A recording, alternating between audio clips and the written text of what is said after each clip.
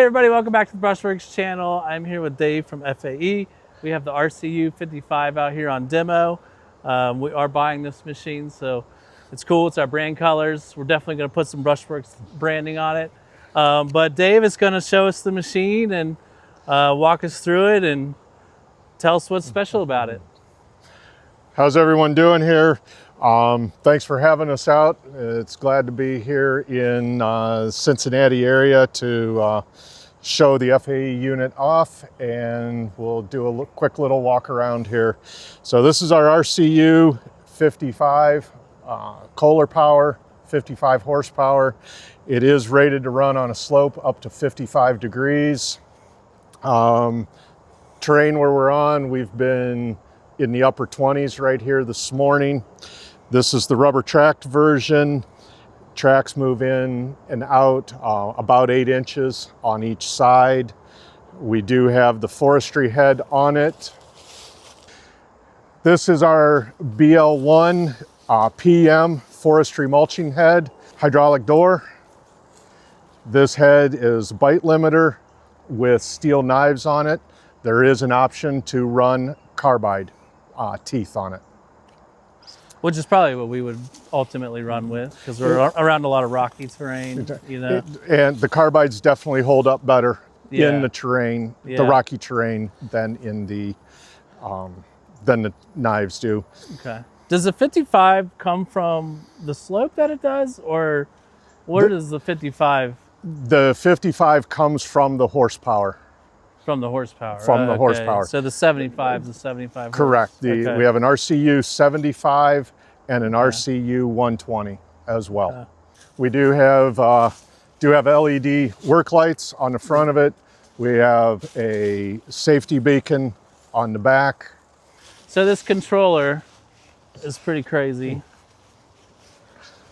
Curious, like I haven't run it. Zach's been running it, so. Like these are your controls to move it forward and back. And correct. Very, very similar to running a skid loader or an excavator. You've got all your drive on this side. You've got your head raise on the right-hand side, and then moving the joystick left and right will open and close that hydraulic door on the front of the mulcher.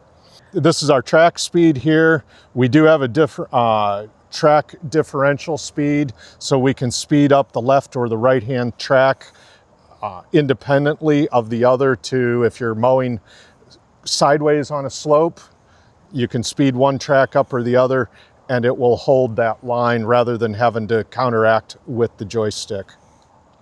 Okay. We do have a float on the head that you can use when you're back dragging, and then our tracks expand and retract independently, so you can put the right hand track, if that's downhill, you can extend that out, or the left hand track independently of one another. Okay. We do have a high and a low transport speed, so if you're going to walk this for several blocks into a job site, you can move it up to high, and you always want to be in low when you're mulching. High range will give you approximately 5.5 to 6 miles an hour for a transport speed. This is a reverse fan?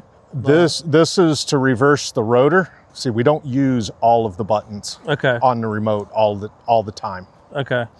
So is the other machines, like the 75 and 120, is it the exact same remote? It's the exact same remote across the board, other than when you get to the 120, we use a little bit of more of a quick attach or skid loader style attachment to the head, and you can twist the right hand joystick and it will run the door, and moving it left and right will actually roll the head forward and back, just like curling the bucket on your skid loader. Yeah, that's really cool. So one of the things I noticed when we were running it is it's a lot smoother than the Green Climber.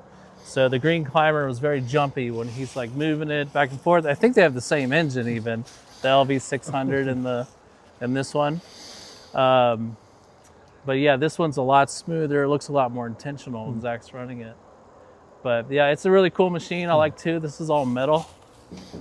On the Green Climber, it's all plastic. I don't know if we've got the key here, but you can see the orange here of the internals for rollover protection. We do have the lifting hooks front and rear, but you can see when we open it up, we do have good access to air filter, hydraulic test ports, pressure gauge, anything that service or technicians would need access to for the hydraulics on this side. Yeah. If we want to go around to the other side and open that up, you can see you've got easy access to the fuel filter, oil filter. What's this? That is the amount of pressure that is on the head. Okay. And so kind of like the FAE, the bigger heads, they've got that one that's well, facing the it's more operator. down pressure. And Okay. we use that so that if you change out to a different attachment, to the flail mower, to the stump cutter, Yeah. we can adjust the float pressure of the head. Yeah. Cool.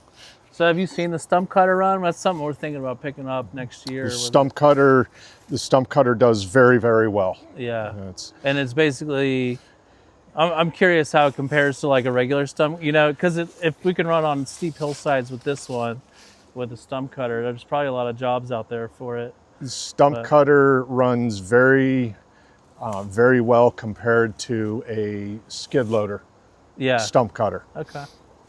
Hydraulic oil tank and fuel tank are up there underneath the headlights. There is enough fuel on board to run approximately 6.5 to 7 hours. Oh, wow. So there's more fuel capacity, or there's as much fuel capacity as there is remote battery capacity. Yeah. So when you Yeah. shut down at lunchtime, you'll want to check your blades to make sure they're still all tight. Look over the machine, just make sure there isn't something coming loose that needs attention. Top your fuel off and change your remote batteries and go back to work for the afternoon. Yeah. I did think it was cool too with the remote batteries, they charge on the machine. Yes. So you can charge and run at the same time. Right, and we do have the onboard battery charger. We also have a charger available that you can plug into the wall and leave the Yeah. batteries on your workbench overnight. Cool. It's all pretty accessible, isn't it? I was going to say, again, you can see you got easy access to the battery for the carrier, good access to your fuel tank, good access into the engine oil filter.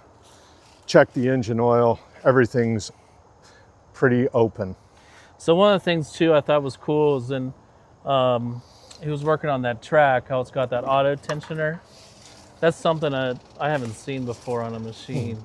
And then notice when he pulls up this screen, he was able to see like the actual tension on it and all Yes, that. with it being a rubber track system, we do use hydraulic tensioning Yeah. on it.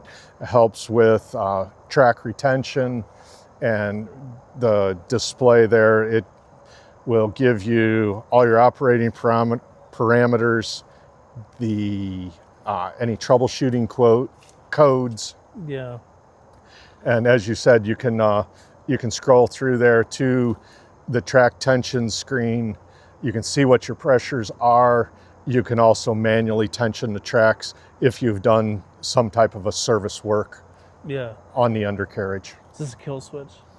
Yes, Okay. yes. Figured it was painted red. you Yeah, know? that's your emergency stop switch that Yeah. if for some reason somebody would need to run up to the machine Yeah. and turn it down. That is for the tether, to run the machine with the tether. Oh, really? And that tether is only for emergencies to get it back on the truck. Oh, okay. That's what I You was cannot curious. mulch Yeah. with it coated. Yeah. And then the other is a small USB port there that if we need to download diagnostic data, Okay. it can be done that Or like way as update well. firmware and Yes. stuff like that. Yep. Yeah. Does the machine come with the cord? Yes. Okay. Yeah, that's in your remote box. Okay. Well, yeah, it's a cool machine, and we can't wait to get this out to some more jobs. And thanks for checking it out, and thanks for Dave for coming out here and showing us this machine today. We appreciate the opportunity to bring it here and work with you to show you what it can do. Yeah. And so Zach and Alex, thank you very much. Yep, no problem. All righty. Love it. Thank you.